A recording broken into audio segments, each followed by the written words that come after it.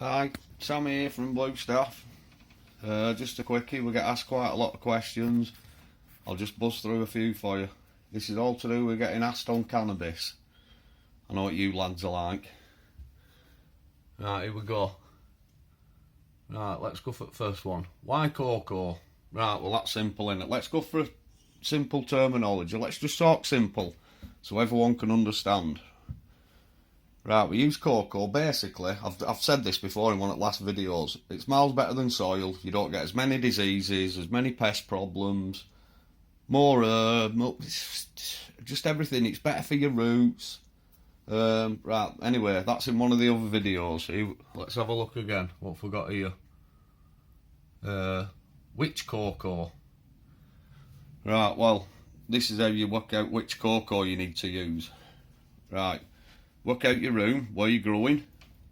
Is it outside, inside? If it's inside in a grow room, like I know you lot do, your best bet is, right, work out how many times a week you can get to that grow room to check on them and feed them and talk to them and all the rest of it like you do.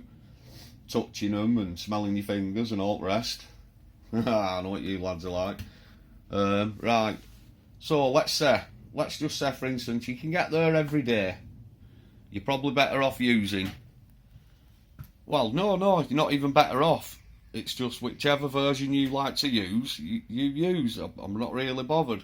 70-30 perlite, Qua on its own, Coco as you like to call it, and Coco with pebble. So you've got 70-30 expert mix, 60-40 mix. Right, let's have a quick go through now. Right, so a lot of people like to use different variations, but the standard of how to work it out is, you can get there every day, use whatever you want basically. If you get there, well, let's say 2 times a week, if you can get there 2 times a week, a lot of people will tend to use, I don't know, well again, whichever version you want to use, you use, but this is how it all works out at which Coco. We find that perlite 70-30 mix. These are all tomatoes from this summer, and I'll explain how they grew and that now. You think, oh look at the size of that for a stem. Yeah, but this is how it understands. Right, your 70-30 mix will grow you a big plant, but it has a lot of arms everywhere with a lot of little fruits. Don't get me wrong, they're nice fruits, they're denser fruits. How can I explain it? You get a lot, but you get not a lot for the size of your bush, I don't think.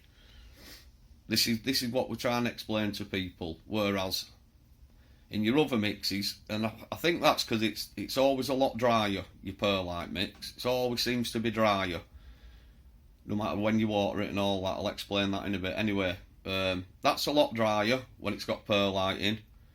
Then it gets to a point when it's just expert mix that it's quite damper than that most of the time. Then you get to your 60-40 pebble mix, which is basically a lot damper than that and that after your feeds.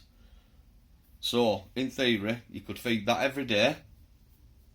We talk to it and mess with it like you do. You could feed that every 2 days and mess to it and talk to it like you do. And you could feed that one every 3 days and talk to it and mess with it like you do. So it's just a variation of how much they drink. That drinks way more than that. That drinks way more than that. So simple terminology there. The way they drink. That guzzles. That just likes a good drink. That's not too bad. That'll chill out. Don't need that much drink. But it likes a nice drink. Don't get me wrong. Right. Every single one of these, all of them, have been grown in that pot, sat in a tray, bottom fed. Right, so remember that for in a minute. How much water? People say, oh well, how much water do you feed it? Well, same again, on your time, how much you're there. If you're there every day, have a fettle with it, give it a watering, it's up to you. It's just, you want, when you feed from bottom, with that one, it's more damper on top. You can tell it's been a lot damper than the others. That's nowhere near as damp as that one. And that one is a lot drier on the... You can see the difference. Look, the dryness. whereas that's a lot wetter still. So you won't need to feed that as much all the time compared to that one. So it just depends how you work it out. But the general rule of thumb, right, 25 litre pots, sat in a tray what fits them in perfect. Work out, go in for the first day when they're on big boom now. Right, you flicked it, you're on your flower, boom, we're away we go, lads. Right, what you do, pop in that first day, give it 2 litres of water. See how it goes. Same with them all. Each one, whichever version you used, give it 2 litres of water. See how it is after an hour. If it's guzzled it all, give it another litre. And you'll go from there then. You'll work out every day that, oh, that guzzles such amount a day, that guzzles such amount a day, and that guzzles such amount a day. And it all depends on your temperatures and stuff as well, and what size pots and all sorts. But that is general rule of thumb. You'll suss it by that if you're bottom feeding. Generally, if you're top feeding, you'll be pouring it through, and you want it to run out of the bottom. Once it starts running out of that bottom, stop feeding and see if it soaks it back in through. Then general rule of thumb, you'll know, oh, well, I give it 3 in the top. I've had to pour some away out of the tray, so I'll give it 2 next time. Right, so it's just simple. Just always make sure they're nice. Your plants will tell you as well when they get there. If they look a bit droopy, give it a drink and that, and you'll suss it out. But right, what size pots? Generally, again, up to you. What size pots can you fit in your rooms? Don't be overcrowding it. Bigger the pot, they say, bigger the plant, but that's generally not rule of thumb now. These days, you can get little things what grow your massive plants in different systems or whatever. Auto pot systems, drip fed, all sorts of things. It's just depending on how you want it and how you want your grow room. What you can fit in at what size pots. You'll suss it after you get along and you get going. You'll understand your pot size and you'll know. People say, well then, hang on, where are we up to? What have we gone? Well, I've dumped water, Anna. Let's just say that. Sauce for rambling on like, but you know what I'm like, I'm a bit passionate with this stuff. What size pot? Sort of explain that. General rule of thumb, 25 litre pot, give it its first drink 3 litres. So work off from that with your maths. 25 litre pot, give it its first drink 3 litres. See how you go from there. And you always want it, if you can, when you've been watering and that, just try and keep just a bit of water. See these little grooves, just try and keep it so them little grooves have got water in all the time. That's if you bottom feed, it's up to you. But they might be in their own pots, they might be in a big tray. Just same again, try and work it out. Might be 9, if you've got 3 in a big tray, give them 9 litres. See how they go from there, you'll soon suss it. People say room temp. Look, room temp there now. Oh, well, what temperature do I have it? Will I burn them? Will they be hot enough? Will they be warm enough? What do I do? Well, general rule of thumb with that is people say, oh, well, 28 degrees. Aim for 30 and you're laughing. You get 30 degrees, you bang on. Then you have people say, oh, well, if you lower it through night and all that, like, you get better colours in your plants. And now, yeah, maybe you might get better colours in your plants, but you're not going to get it as sticky and as crystally as what you can do. It's just, I don't know. You find if you lower your room temperature, it's as if they've gone past getting the stickiness still going. They're still loving the summer a bit. They think, oh yeah, I'll get a bit more sticky and I'll pump out a bit more, I don't know, you know what I mean, whatever you call them, a bit more trichomes. Oh, look at my crystal, you know what I mean? And they're basically saying, yeah, pal out there, look at me, I'm gorgeous, come and have a tamper. And because they're not getting a tamper off the male, they're pushing out more and more and more. But when you start lowering your temperature, they go past that.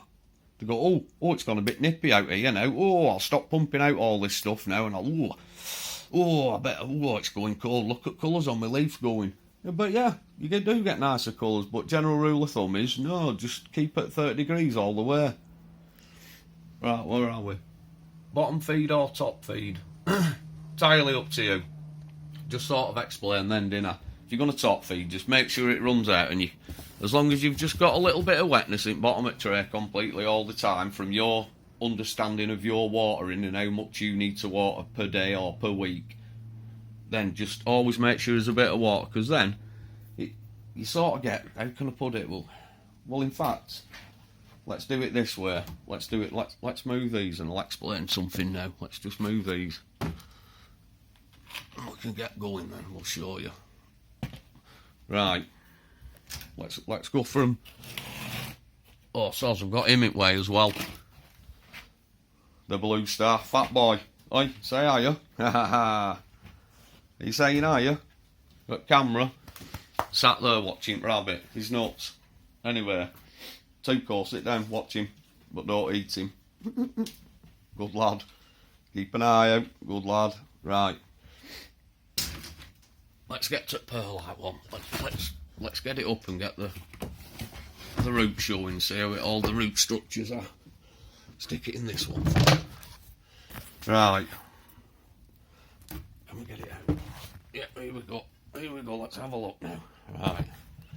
So, your perlite tends to be, because it's a lot drier, you get more wispier root. Don't get me wrong, you get a lot of root. Look at the bottom. You get plenty of rootage around the bottom. But it seems to be sucking more. You get a good rootage at the top, and then it's more wispier all the way through. I don't know. It's like it's sucking more. Instead of having a good rootage system, sat there going, oh yeah, I've gotten a good drink here. It's mint this. It tends to, I don't know, such a bit more for the water. So that's your perlite. Then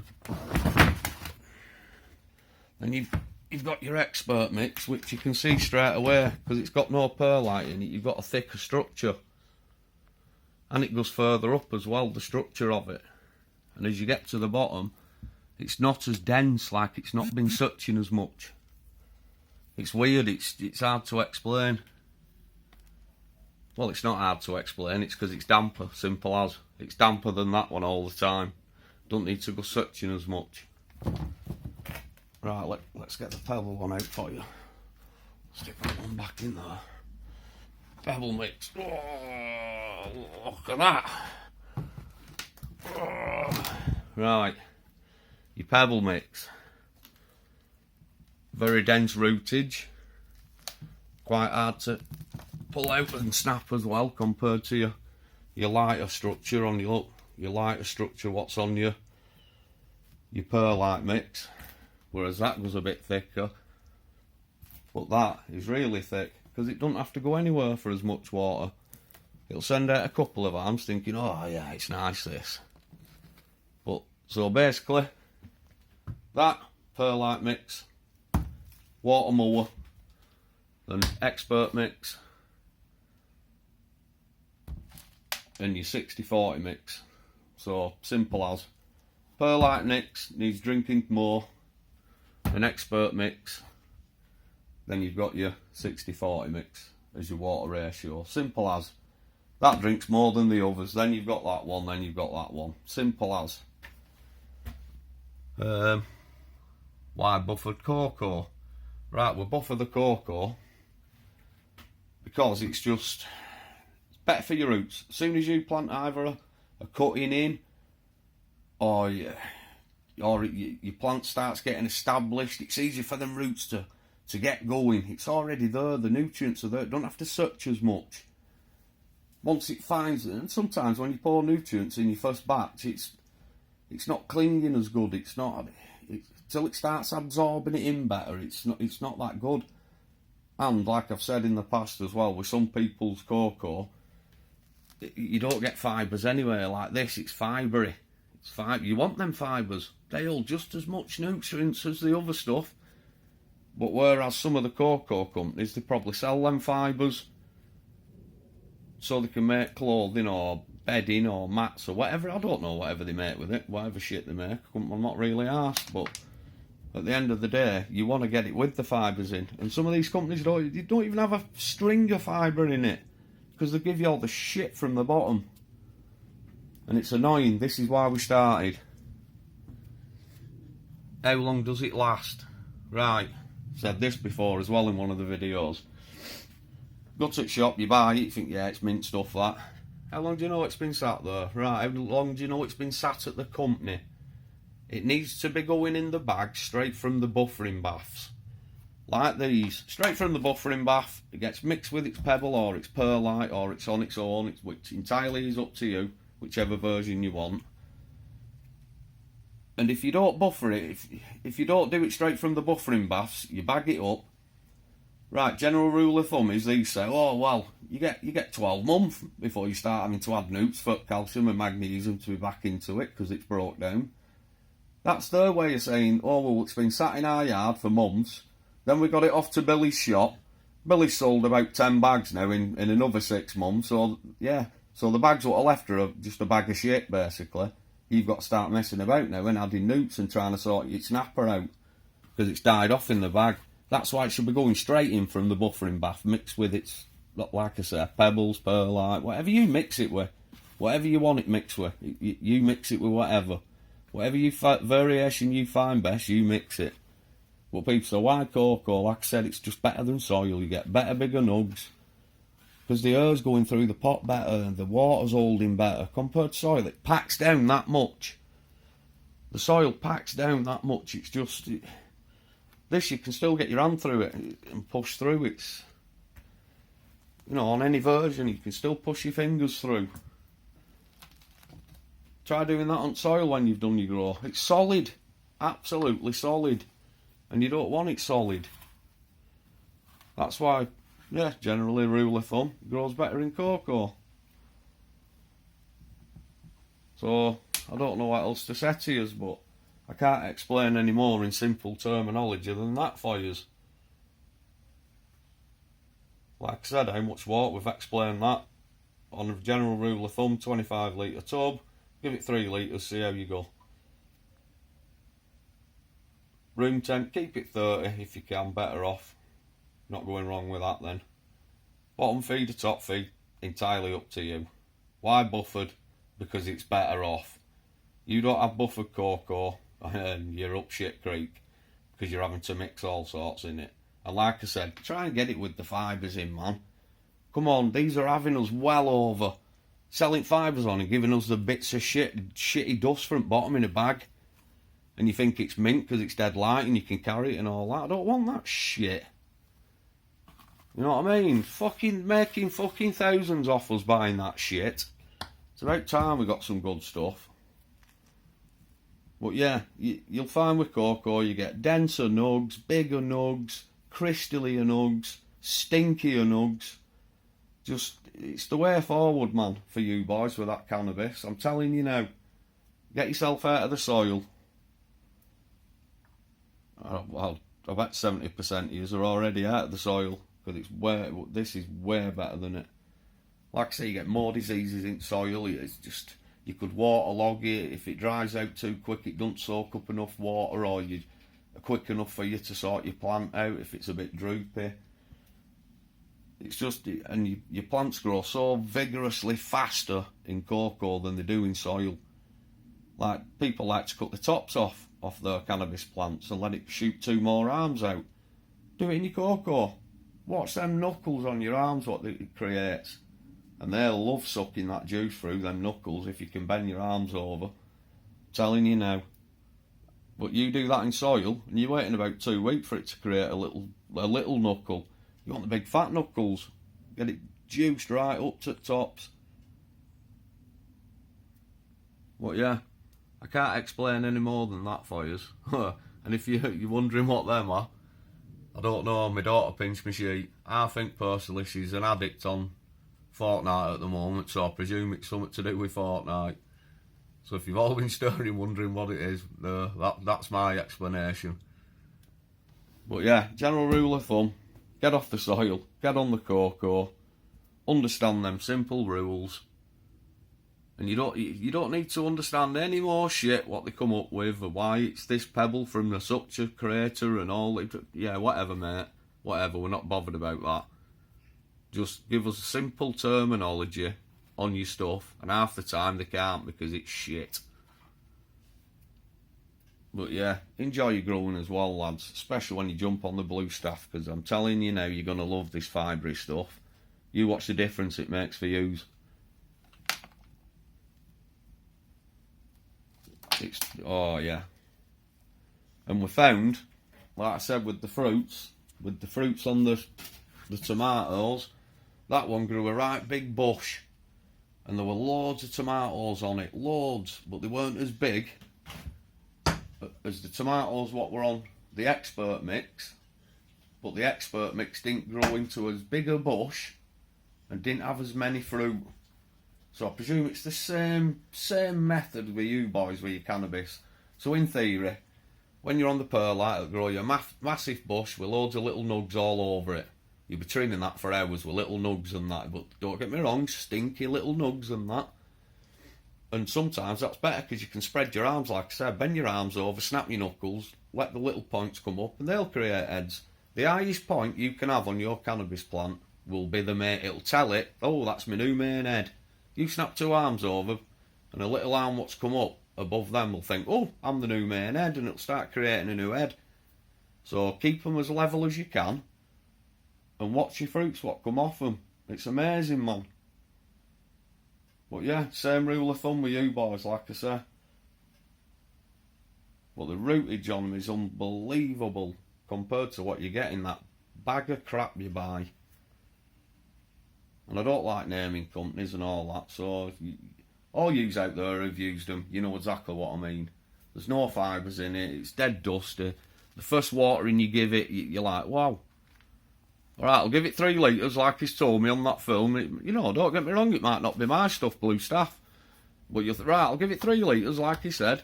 And half the time you pour it in and 2 litres will end up in bottom because it's been there that long and it's that dry. It don't even soak it in. That's why you need to be getting them straight from buffering baths. Straight to you, if you can, in a week. You'll be buzzing, man. I'm telling you now, it's buffered correctly for you. And a lot of people, here's another little quick one, a lot of people say, oh, well, which version for seeds? Well, my simple answer to that is, try not to use pebble mix for seeds, because if a seed's coming up in a pot and there's a pebble in where, you might just get it jammed and it ain't going to come up. Simple terminology like that. You've got more chance of it coming up in expert mix or 70-30 mix than it has coming up in 60-40 mix. 60-40 mix is a good version for big, healthy, fat plants. Big, healthy, fat uns. That's what, in theory, yeah, don't try putting a seed in a pot with that. That's my advice. You know, on the end of the day, I sell this stuff, so I should be saying, oh, yeah, lads, yeah, oh, it'll grow right through there, it's mint. No, it don't work like that. I don't like to say things like that. Preferably, put your seedling in the expert mix, or your 70-30 mix. It's way more chance of coming up. Then you get the other questions as well. Well, what about putting it in a tissue and getting it to come up? And then, yeah, do whichever way you want. But general rule of thumb, it's nature, man. That seed's created to fall on the dirt, go in the dirt and pop up if it's good enough seed. If that seed's not good enough and it's struggling, it will not come up. Otherwise, it'll grow. Say, for instance, an apple. Seed falls, it grows you a tree. Another seed falls, it's struggled and that, it's come up, it's grown you a crab apple tree. It's crap.